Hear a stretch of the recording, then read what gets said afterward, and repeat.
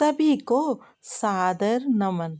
देवी पूज पद कमल तुम्हारे, सुर नर मुनि सब होए सुखारे। जय देवी माँ की। कल यानी 22 जनवरी रविवार माघ मास के शुक्ल पक्ष की प्रतिपदा तिथि है और कल से ही गुप्त नवरात्र प्रारंभ हो रहे हैं। तो चलिए आज आपको बताते हैं गुप्त नवरात्रों के विषय में। साल में कुल 4 नवरात्र होते हैं, जिनमें से ज़्यादातर 2 नवरात्रियों के बारे में सबको पता रहता है और सभी लोग उसका व्रत और देवी माँ का पूजन आदि करते हैं। लेकिन शेष 2 नवरात्र गुप्त नवरात्र कहे जाते हैं। वैसे तो देवी मैया की पूजा रोज ही की जानी चाहिए, लेकिन नवरात्रों में देवी मैया की पूजा का विशेष महत्व होता है। चैत के महीने और अश्विन मास के शुक्ल पक्ष की प्रतिपदा से नवमी तक की तिथियों में 9 दिनों में देवी के 9 रूपों की आराधना हम सभी लोग करते ही हैं। इन नवरात्रियों को हम लोग साधारणतया चैत की नवरात्रि और क्वार की नवरात्रि या वासंतिक नवरात्रि और शारदीय नवरात्रि के रूप में जानते हैं। इसके अलावा साल में 2 नवरात्रियां ऐसी भी आती हैं जिनमें माँ दुर्गा की 10 महाविद्याओं की पूजा अर्चना की जाती है। ये नवरात्र तंत्र विद्या में आस्था रखने वाले लोगों के लिए बहुत अधिक महत्व रखती हैं। इन नवरात्रों को गुप्त नवरात्र कहा जाता है। आषाढ़ और माघ मास के शुक्ल पक्ष की प्रतिपदा से नवमी तक की नवरात्रि को गुप्त नवरात्र कहा जाता है। गुप्त नवरात्र का समय शाक्त एवं शैव धर्म के मानने वालों के लिए, तंत्र साधकों के लिए बहुत ही अधिक शुभ होता है। तंत्र साधकों के लिए तो ये समय बहुत महत्वपूर्ण होता है, क्योंकि इन दिनों में 10 महाविद्या की साधना उनके लिए बहुत ही कल्याणकारी सिद्ध होती है। जो मुक्ति का मार्ग बताती है उसे विद्या कहते हैं, और जो भोग और मोक्ष दोनों देती है उसे महाविद्या कहते हैं। 10 महाविद्या इस प्रकार से होती हैं। सर्वप्रथम काली देवी जी 10 महाविद्याओं में ये पहली है, अर्थात प्रथम है, और कलयुग में इनकी पूजा अर्चना से बहुत जल्दी फल मिलता है और लाभ प्राप्त होता है। द्वितीय है तारा माँ, सर्वदा मोक्ष देने वाली और तारने वाली को माँ तारा का नाम दिया जाता है।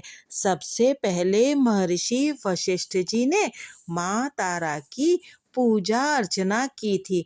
आर्थिक उन्नति और बाधाओं के निवारण हेतु माँ तारा महाविद्या का महत्वपूर्ण स्थान है। इनकी सिद्धि से आय के बहुत सारे नए साधन बनते हैं और जीवन ऐश्वर्यशाली बनता है।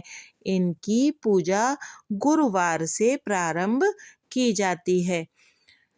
तृतीय है माँ त्रिपुर सुंदरी। इनके ललिता, राज राजेश्वरी, महात्रिपुर सुंदरी आदि अनेक नाम हैं। ये शक्ति की सबसे मनोहर सिद्ध देवी हैं। षोडशी साधना को राज राजेश्वरी इसीलिए भी कहा जाता है क्योंकि माता अपनी कृपा से साधारण व्यक्ति को भी राजा बनाने में समर्थ हैं।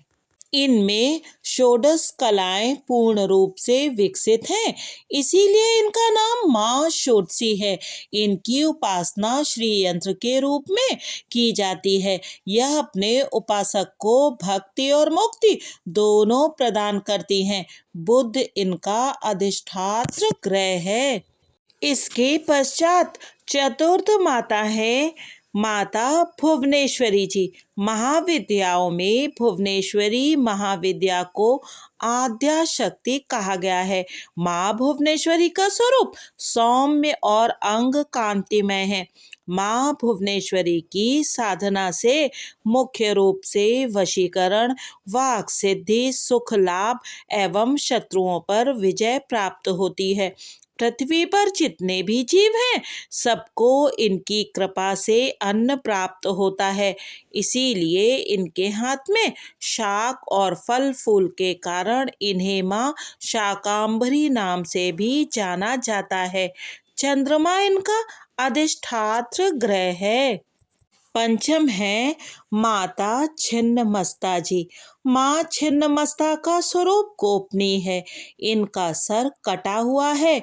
इनके कबंध से रक्त की 3 धाराएं निकल रही हैं, जिसमें से 2 धाराएं उनकी सहेलियां और 1 धारा स्वयं देवी पान कर रही हैं।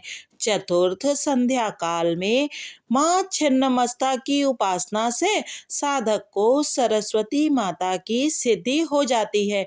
राहु इस महाविद्या का अधिष्ठात्र ग्रह है। गुप्त नवरात्र के छठे दिन पूजन अर्चन किया जाता है माँ त्रिपुर भैरवी जी का। आगम ग्रंथों के अनुसार माँ त्रिपुर भैरवी एकाक्षर रूप हैं। शत्रु संहार एवं तीव्र तंत्र बाधा निवारण के लिए भगवती त्रिपुर भैरवी महाविद्या साधना बहुत महत्वपूर्ण मानी जाती है। इससे साधक के सौंदर्य में निखार आ जाता है।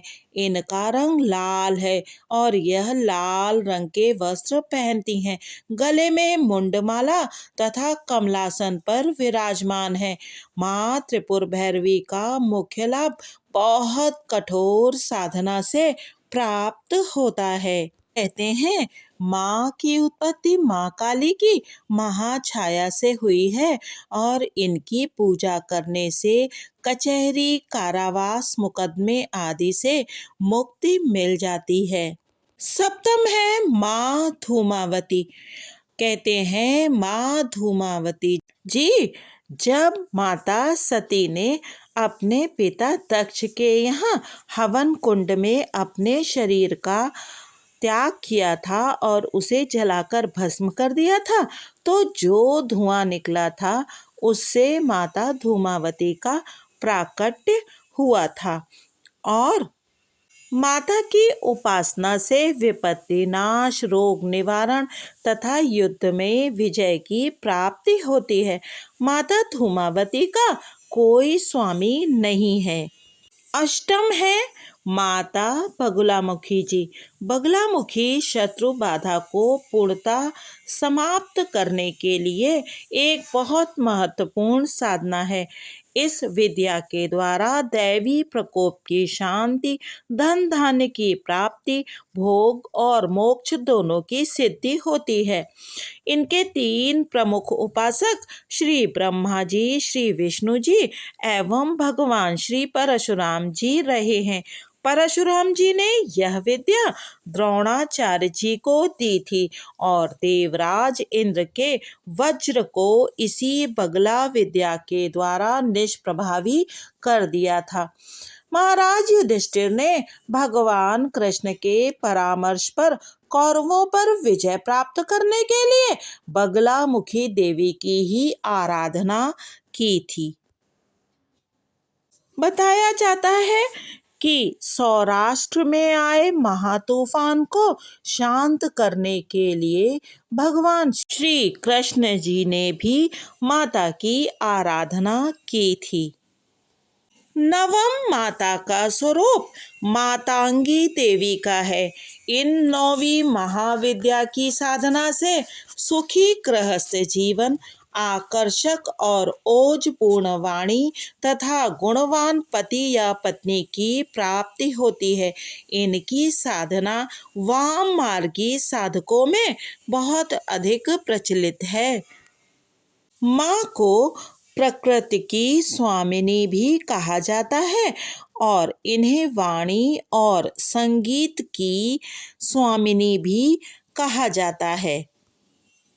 माँ मातांगी देवी की आराधना से गृहस्थ जीवन के सभी सुख प्राप्त होते हैं और दशम दिन माँ कमला की आराधना की जाती है।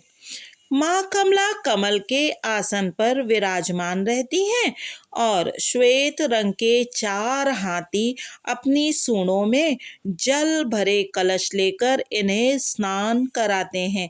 शक्ति के इस विशिष्ट रूप की साधना से दरिद्रता का नाश होता है और आय के स्रोत बढ़ते हैं, जीवन सुखमय होता है। यह माँ दुर्गा का सर्व सौभाग्य रूप है। जहाँ कमला है वहाँ विष्णु जी हैं। शुक्र ही इनका अधिष्ठात्र ग्रह है। इन महाविद्याओं की उपासना के फल के रूप में कहा गया है कि पूर्व काल में यदि साधक दुराचारी भी रहा हो तो सत्संग आदि के प्रभाव से भगवती के प्रति अनन्यता हो जाने से उसके पापों का प्रक्षालन हो जाता है, यानी उसके पाप समाप्त हो जाते हैं और उसकी भी मुक्ति हो जाती है। कहते हैं गुप्त नवरात्र की अन्य नवरात्रों की तरह ही पूजा करनी चाहिए। 9 दिनों के उपवास का संकल्प लेते हुए प्रतिपदा यानी पहले दिन घट स्थापना करनी चाहिए और उसके पश्चात प्रतिदिन सुबह और शाम के समय माँ दुर्गा का पूजन करना चाहिए। अष्टमी या नवमी के दिन कन्या पूजन के साथ नवरात्र व्रत का उद्यापन करना चाहिए। जैसे शारदीय और चैत नवरात्र में देवी के 9 रूपों की आराधना की जाती है, वैसे ही गुप्त नवरात्र में 10 महाविद्याओं की साधना की जाती है। गुप्त नवरात्र विशेषकर तांत्रिक क्रियाओं, शक्ति साधना, महाकाल उपासना से जुड़े हुए लोगों के लिए विशेष महत्व रखती है। इस दौरान देवी भगवती के साधक बेहद कठिन नियम के साथ व्रत और साधना करते हैं और लंबी साधना करके दुर्लभ शक्तियों की प्राप्ति करने का प्रयास भी करते हैं। यह लेख श्री कौशल जी पांडे द्वारा कल्याण पत्रिका के वर्ष 96 के संख्या 4 के अंक में छपा था, जिसे मैंने पढ़कर आपके सम्मुख प्रस्तुत किया है। कोई भी नई आराधना करने के पूर्व आपको ये उचित रहेगा कि किसी ज्ञानी, गुणवान पंडित या योग्य व्यक्ति से आप जानकारी प्राप्त करें, तब कोई भी नवीन आराधना शुरू करें।